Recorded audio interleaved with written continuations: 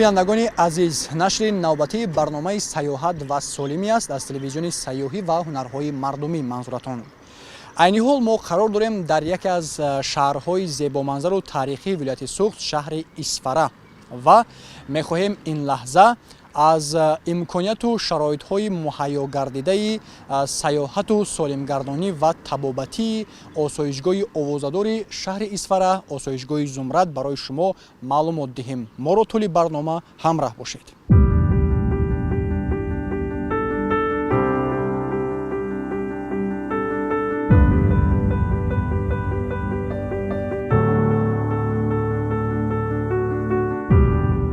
осоишгоҳи Зумрад дар қисми ҷанубу ғарбии водии Фарғона дар соҳили дарёи Исфара дар баландии 940 метр аз сатҳи баҳр, дар масофаи 3 километр аз маркази шаҳр, 110 километр аз маркази вилояти Суғд шаҳри Хуҷанд ва 418 километр аз пойтахти ҷумҳурӣ шаҳри Душанбе ҷойгир шуда, дар нишемангоҳҳои кӯҳҳои Вароруд доман паҳн кардааст.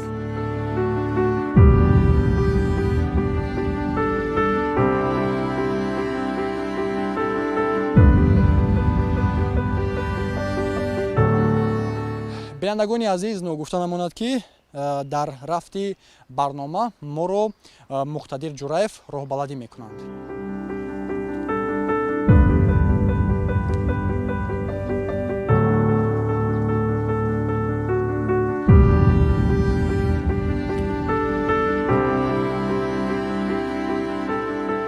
ворид шудан замон ба дохили осоишгоҳ мафтуни зебоии табиати ин ҷо гардидем. пас аз гузаштан аз дарвозаи осоишгоҳ чунин лавҳа бо тасвири харитаи осоишгоҳ насб гардидааст. тавре аз рӯи харита маълум мегардад, осоишгоҳ аз хобгоҳҳо, биноҳои табобатӣ, қасри шифокорон бо китобхона, чойхона, осорхонаи тибби тоҷик, ошхона, қаҳвахона, озмоишгоҳи биокимиявӣ, шуъбаи ташхисӣ ва шуъбаи дандонпизишкӣ иборат мебошад. ҳудуди умумии осоишгоҳ 20 гектар аст ва будани чунин харита дар даромадгоҳ зарурии арзёбӣ мегардад, то истироҳаткунандагон аз ҷои ҷойгирифтаи ҳар як бино огоҳ шаванд. мавзеи Зумрад ба осорхонаи табиӣ шабоҳат дорад ва зебоманзартарин қисми Исфара ба шумор меравад. ин мавзеъ бо табиати афсонкор, манзараҳои зебо, ҳавои софу беғубор, меваҳои шарбатрез, дарахту буттаҳои ороишӣ, дарёи шӯхи кӯҳиву ҳавзҳои пуроб аз қадим манбаи сиҳативу омили табобат барои мардум гардидааст. ҳудуди осоишгоҳро буттаҳою дарахтони нодири ороишиву мевадиҳанда, гулу гулбуттаҳо зебоӣ мебахшанд.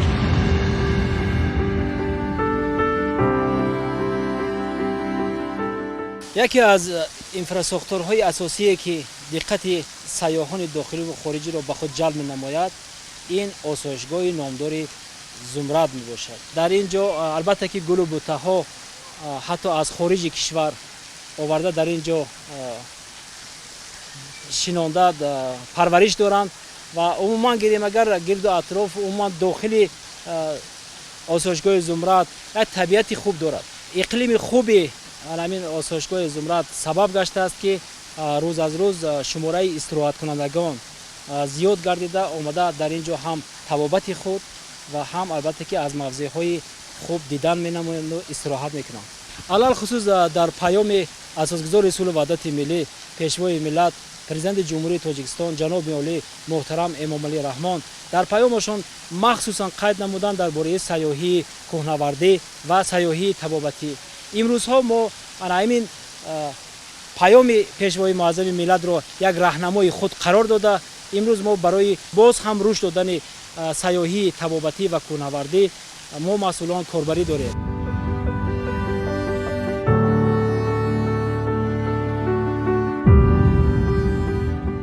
мо ба мисли дилхоҳ нафаре ки нахустин бор ба осоишгоҳи Зумрад меояд, тасмим гирифтем ки аввалан аз қабулгоҳи истироҳаткунандагону табобатгирандагон дидан намоем.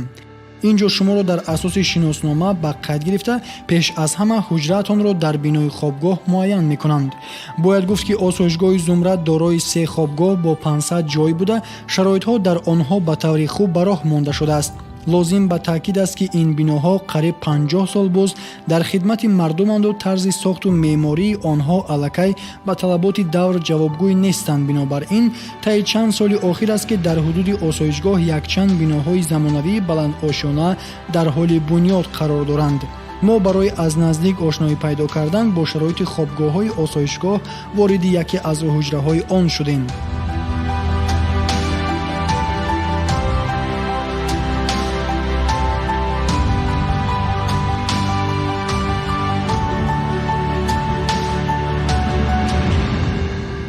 мувофиқи нақшаи муайян гардида ҳар як истироҳаткунанда пас аз ҷобаҷо шудан дар ҳуҷрааш ба назди табиб меравад ва барои чӣ гуна табобатҳоро гирифтанаш машварат мекунад. Зумрад осоишгоҳи иқлимӣ баленологӣ ва бисёрсоҳавии табобатии ҷумҳурии Тоҷикистон буда дар дохил ва берун аз ҳудуди ҷумҳурӣ маъруф аст. Дар ин ҷо ҳамасола тақрибан 11 000 шаҳрванди ҷумҳурӣ ва мамлакатҳои ҳамсоя саломатии худро барқарор мекунанд. осоишгоҳи Зумрад зиёда аз 45 сол ба шаҳрвандони ҷумҳурии Тоҷикистон ва берун аз ҷумҳурии Тоҷикистон хизмати худро мерасонад. осоишгоҳ асосан ба бемориҳои дилу рагҳо, бемориҳои узвҳои такя ва ҳаракат, бемориҳои занона, бемориҳои мардона, бемориҳои вайроншавии мубодила дар организм табобат мерасонад. омили асосии табобатӣ дар осоишгоҳи Зумрад ин табобат бо оби гургидор ки аз мавзеи Исфара оварда шуда дар осоишгоҳ истифода бурда мешавад. асосан ба бемориҳои асаб, бемориҳои мардона, занона, бемориҳои рагу дилҳо истифода бурда мешавад.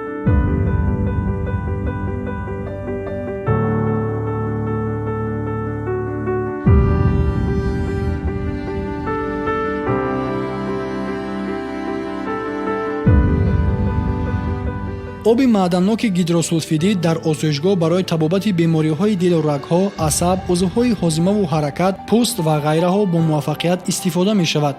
инчунин дар осоишгоҳ намуди табобатҳо бо усули кашидани сутунмӯҳра барои бартарафсозии нуқси сутунмӯҳра, барқдармонӣ ва ғайра ба кор бурда мешаванд.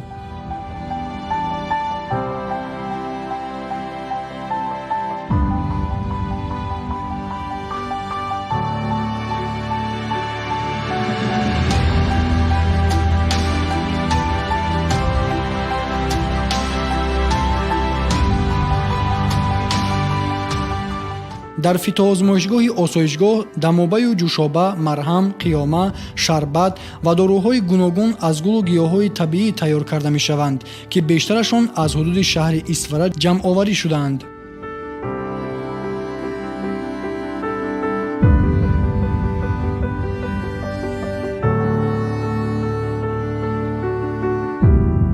дар осоишгоҳи Зумрад шӯъбаи гиёҳшифоӣ мавҷуд аст ки барои табобати беморон истироҳаткунандагон амал мекунад. шаҳри Исфари мо аз ҷиҳати гиёҳи шифобар хеле бой аст. мо гиёҳҳои шифобар шойкаҳар, бобуна, гулу хуҷаста, гулмадорон ва ғайраҳоро васеъ ҷамъоварӣ карда дар соя хуш карда аз онҳо дамодҳою ҷӯшонҳои мураккаб тайёр мекунем.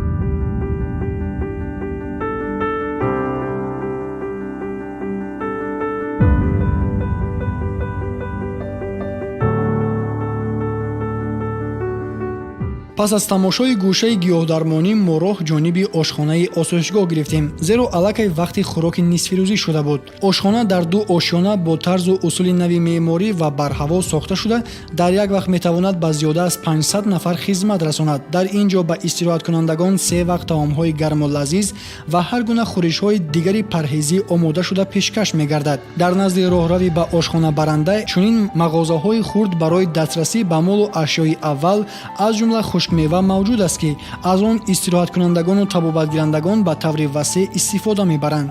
дар поёнтар қасри шифокорон қомат афрохтааст. мегӯянд ки фарҳанг ҳам як ҷузъи табобат аст. дар илми тиб табобати роиҷ аст ки мусиқи шифоӣ ном дорад. бояд гуфт ки осоишгоҳи Зумрад ягона осоишгоҳ дар ҷумҳурӣ аст ки чунин қасри фарҳангӣ ва махсус дастаи ҳунарӣ бо номи шифо дорад. ин ҷо ҳамчунин як китобхона бо захираи китобҳо бо забонҳои тоҷикӣ, русӣ ва англисӣ ба истироҳаткунандагон хизмат мерасонад. қасри шифокорони осоишгоҳ дорои 300 ҷойи нишаст буда дар ин толори бошукӯҳу барҳаво ҳар бегоҳ аз тарафи дастаи ҳунарии шифо ва ҳунармандони шинохтаи мамлакат чорабиниҳои фарҳангию фароғатӣ гузаронида мешаванд. дар ин баробар барои боз ҳам дар сатҳи баланд ба роҳ мондани хизматрасониҳои осоишгоҳ ва хотиримон гузаштани давраи табобату истироҳат ҳар ҳафта аз тарафи бахши фарҳанг махсус хатсайрҳои сайёҳӣ ба маконҳои таърихиву табиии Истфара ташкил карда мешаванд.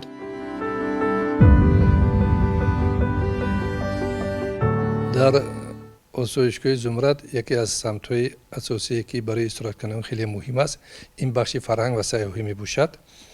дар бахши фарҳангу сайёҳии осоишгоҳи Зумрад 10 нафар мутахассисон ҳамеша баҳри хушгузаштани вақти холигии истироҳаткунандагон тамоми кӯшу ғайрати худро равона мекунанд. аз ҷумла ҳар бегоҳ баъди хӯроки шом дар ин толор консерти гурӯҳҳои ҳунарӣ, шабҳои рақсу бозӣ, вохӯрии мулоқот бо шӯрои нависандагон, шабҳои ҳаҷву ханда мунтазам дорид мегардад. ва ҳамчунин бояд ҳаминро ҳам зикр кунам ки Зумрад ягона осоишгоҳ аст ки дар ҷумҳурӣ ба худ бахши фарҳанг дорад, яъне дастаи ҳунарӣ махсус дорад, дастаи ҳунарӣ бо номи шифо амал мекунад ки бо барномаҳои навин хотири меҳмононро ҳамеша шод мегардонад. ҳамчунин рӯзҳои истироҳат меҳмононро кормандони бахши фарҳанг ба ҷойҳои таърихии шаҳру ноҳияи Исфара аз ҷумла ба зиёрати мазори Лангари Моҳиён, мақбараи Ҳазрати Шоҳи деҳи Чоркӯ, ба ҷойҳои таърихии деҳи Воруғ, ҷамоати Навгулем, осорхони таърихии шаҳр ва рӯзҳои истироҳат, ҳамчунин ба тамошои баҳри Тоҷик, шаҳри Гулистон ва ҳамчунин тамошои қасри таърихии Арбоб, ҷое ки иҷлосаи 16-уми шӯраи олии ҷумҳурии Тоҷикистон барпо гардид, ба он ҷойҳо мебаранд ва мардум якҷаҳон таассурот мегиранд.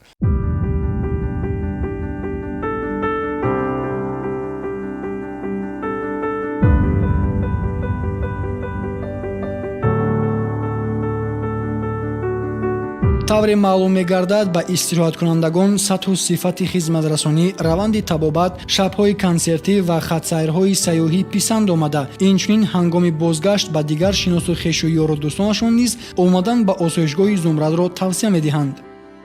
бори аввал вақте ки соли гузашта омадам, аз табобати инҷо бисёр саломатии ман хуб шуд. ман дар шаҳри Душанбе аз ҳамон грижаи сутунмӯҳра азоб мекашидам.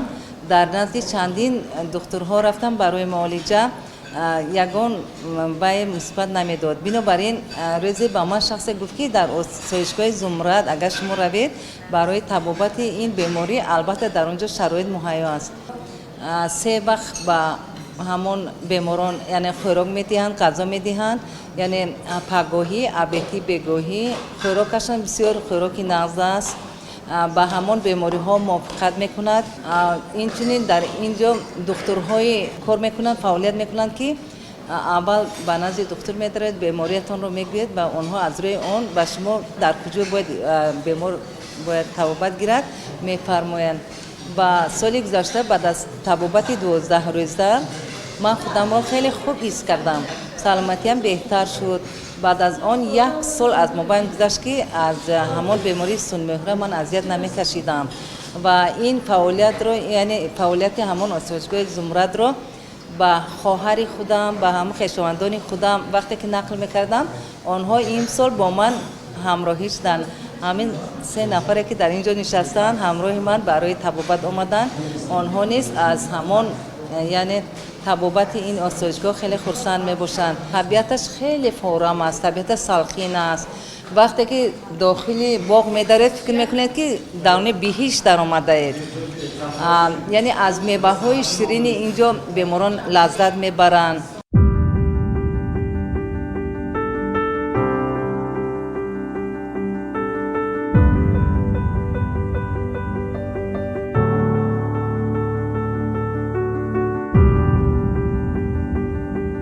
намои зумрадро имрӯз ду бинои чаҳорошона ва як бинои нӯҳошона ки қомат афрохтааст, сохтмони бинои нӯҳошона дар таҳхонаи он, таъсиси ҳуҷраҳои табобатӣ, дар ошонаи якум ҳуҷраҳои қабули истироҳаткунандагон ва хизматрасониҳои маишӣ ва оғоз аз ошонаи сеюм то нӯҳум ҳуҷраҳо барои 640 истироҳаткунанда сохта ба истифода дода хоҳанд шуд.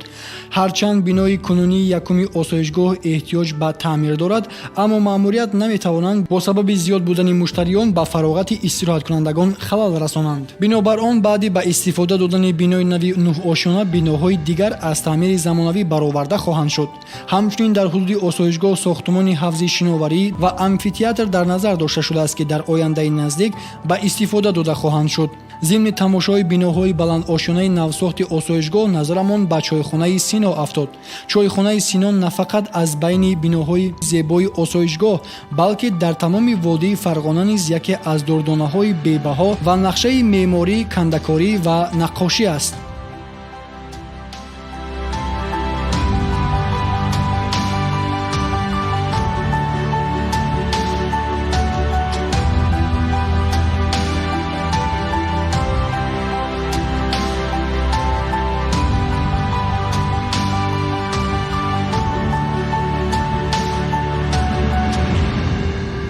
тамошобинони азиз, ҳоло мо дар яке аз гӯшаҳои зебову таърихии осоишгоҳи Зумрад қарор дорем. чойхонаи миллии Сино соли 1982 сол сохта шудааст ва бояд гуфт, ки ана ҳамин чойхона дар пули миллии тоҷикӣ 50 сомона тасвир ёфтааст.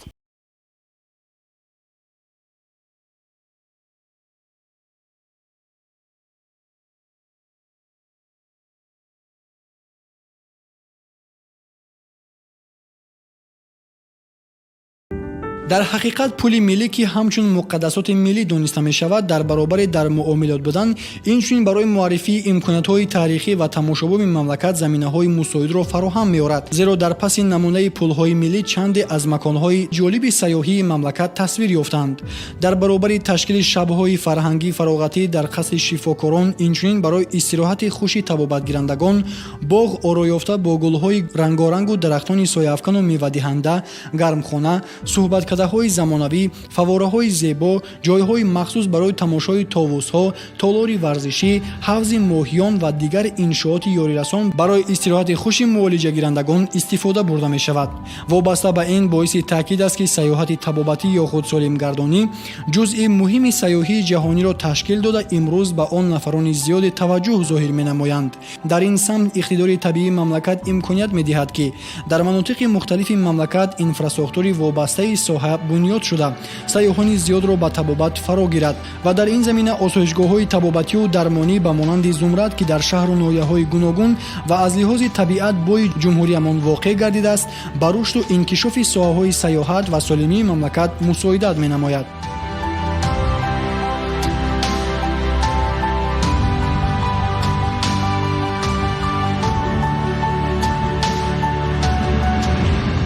хуб тавре маълум мегардад, дар осоишгоҳи Зумрад тамоми шароиту имкониятҳо барои қабулу истироҳат ва табобати меҳмонону сайёҳон ҳам аз дохил ва ҳам аз хориҷи мамлакат хуб ба роҳ монда шудааст.